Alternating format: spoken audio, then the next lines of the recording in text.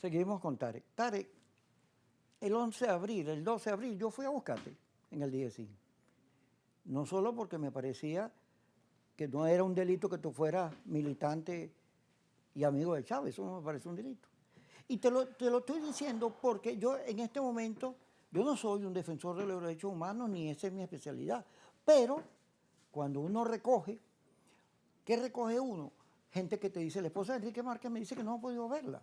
Pero si me permites, yo Sí. puedo responderte. Entonces, ¿qué es lo que te digo yo? Que tenemos que buscar un clima, Tare. Aquel que se mete a tumbar al gobierno, que se atenga a las consecuencias, porque, bueno, está en la Pero subversión. allá voy, pero allá voy. Pero tiene que haber un respeto a los procedimientos, las mejores condiciones para que vean a sus familiares, para que vayan a juicio, para que se respete la ley.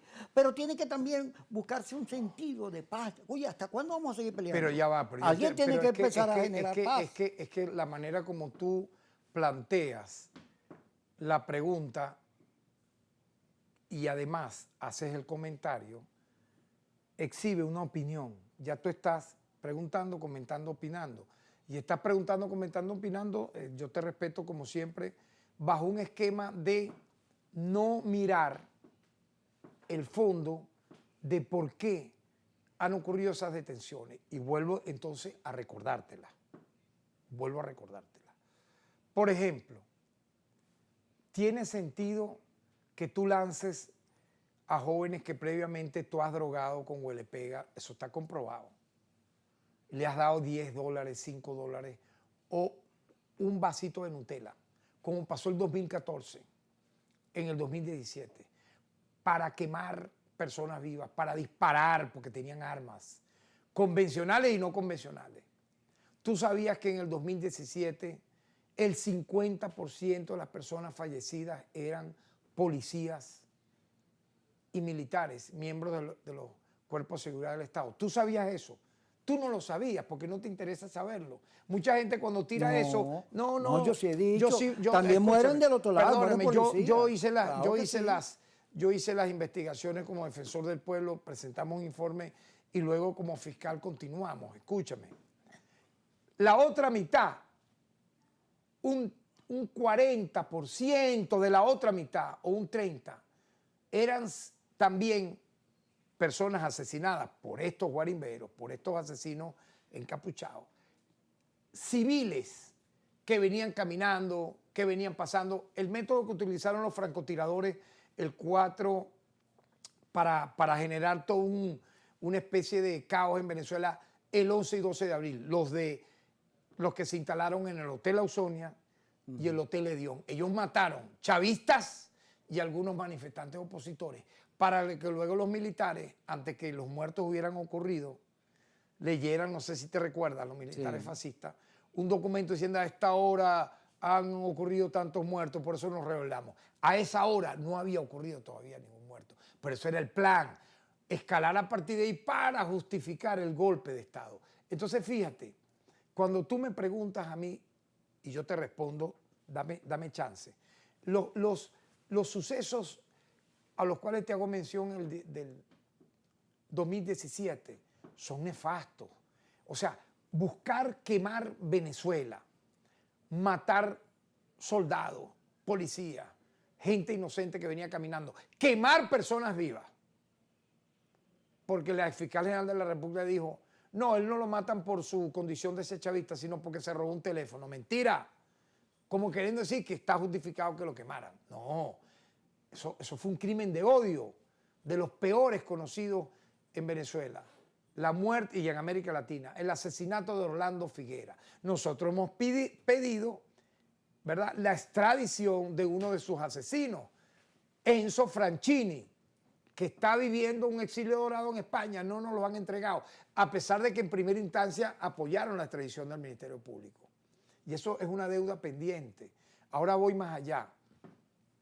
Cuando tú con drones intentas volar completo una tarima presidencial donde hay aproximadamente 100 personas, teniendo como objetivo el magnicidio, matar al presidente Nicolás Maduro, el alto mando estaba allí, militar, y de los poderes públicos. Yo estaba al lado del presidente y habían familiares. Mínimo iban a morir 100 personas, una masacre.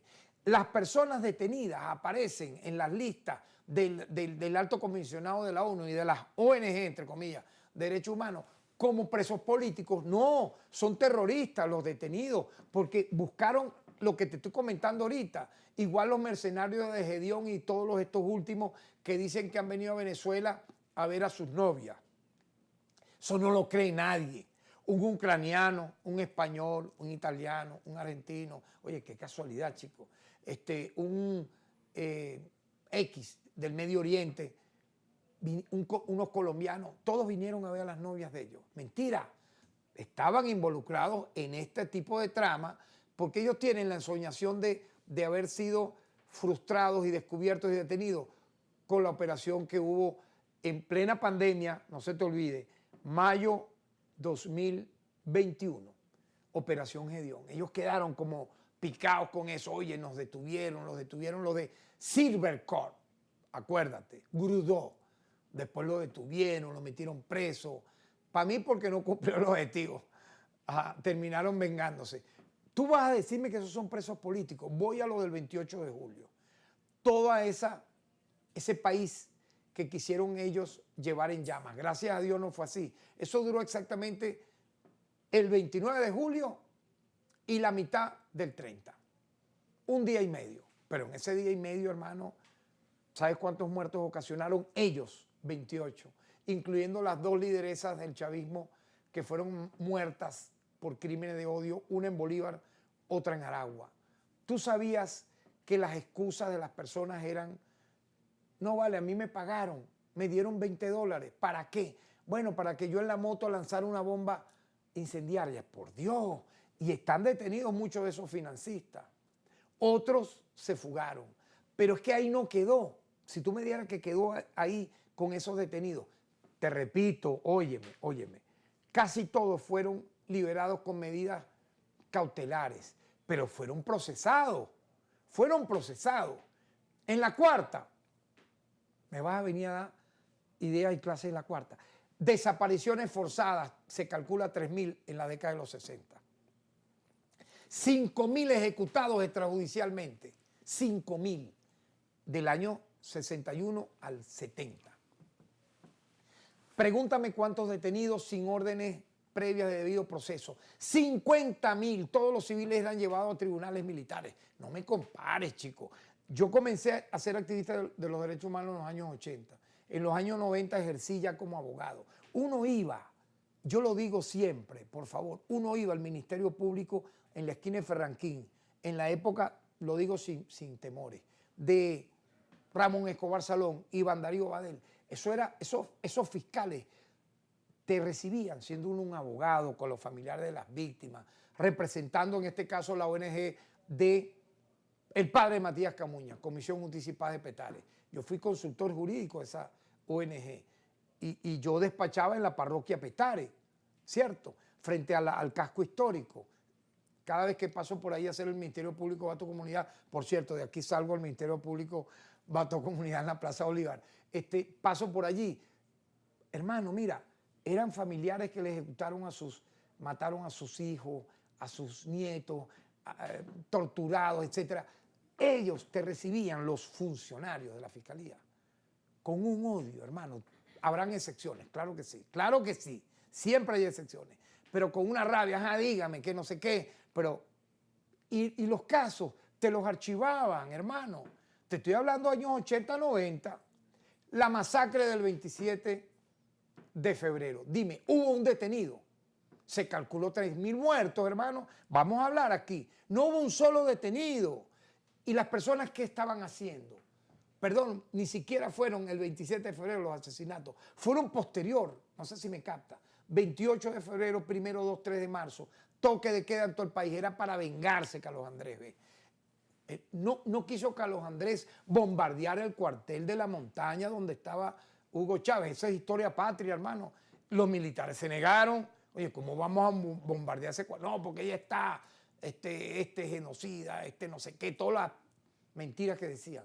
Y ahí es donde aparece Hugo Chávez con el por ahora. Pero la intención era bombardear el cuartel de la montaña. Las personas, mira, tú sabías que Enrique Rodríguez, como él miles de estudiantes. ¿Tú sabías esto? En el año 76, bajo el gobierno de Carlos Andrés Vélez, nefasto ese gobierno, por estar pintando una consigna que decía fuera CAP, la policía estatal le da 2 tiros en la espalda y lo mata. Tenía 16 años, hermano. ¿Era eso posible? Pregúntame si las personas fueron llevadas a prisión. No fueron llevadas a prisión.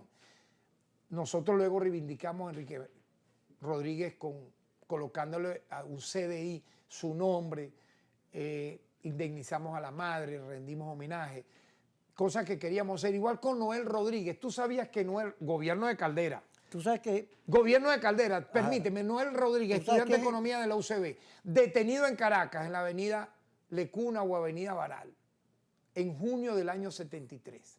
Él era del Tigre, estudió en el Liceo Briceño Méndez como yo. Lo llevan al Teatro de Operaciones Cocollar. Lo torturan y lo matan, hermano.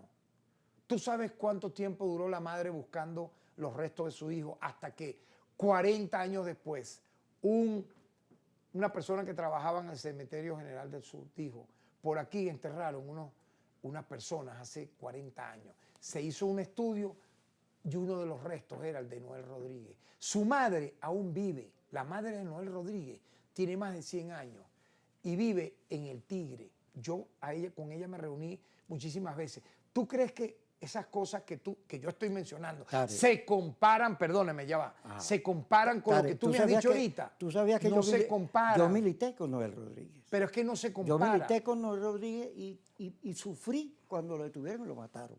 Yo estaba al lado de él y allanaron mi casa.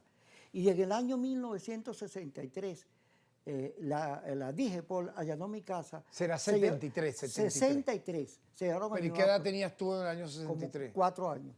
Se llevaron ¿Y presa por qué, a mi mamá. por qué allanaron tu Porque casa? mi papá daba clase en el Luis Pelosín y de noche mataron, después lo acusaron de haber sido o tener responsabilidad con ese acto. Allanaron la casa, le metieron una ametralladora al techo. Me acuerdo ahorita porque mi mamá se acaba de morir.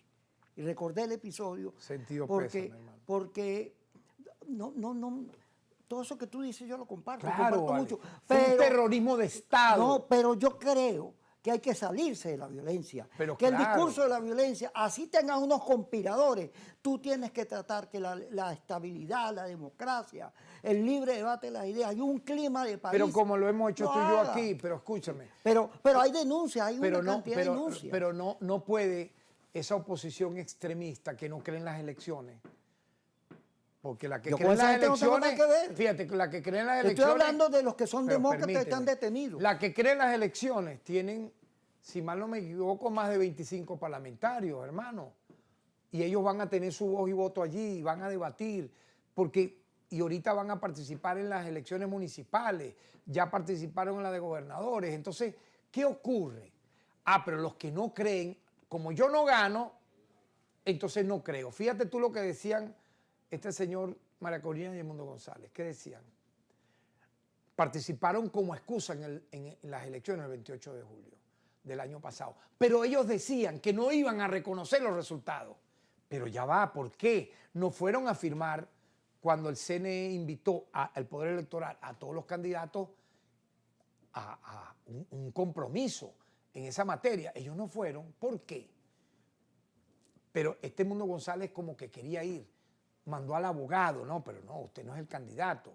Igual cuando yo lo cité, él mandó al abogado y me mandó una carta muy respetuosa. Después se fue al exilio huyendo como cobarde y allá lo capta la extrema derecha en España. Le llenaron la cabeza de pajaritos preñados y aquel discurso con aquella carta respetuosa, respetando los poderes, la rompió y la quemó y dijo, no, yo vengo el 10 de enero con un cohete, con un supersónico, 20 expresidentes fascistas me acompañarán y yo llego, sí o sí. ¿Dónde llegaste? Señor, no sea así. Eso es malo para su edad. Usted debe respetar su ancianidad. Y no ser mentiroso. Porque un abuelo, un bisabuelo no puede ser mentiroso. Entonces, esa es la realidad. Mira, vamos al corte y vamos a hablar de la OEA. Me interesa el tema de la ONU. OEA. No, la OEA, el secretario general de la OEA, el señor que es de Surinam, dice que hay que tratar al gobierno como no como un dictadura y que hay que dialogar para incorporarlo a la OEA. Bien. Y Trump le dice, si haces eso, me voy de la OEA y armar un zafarrancho. Pero cuando regresemos.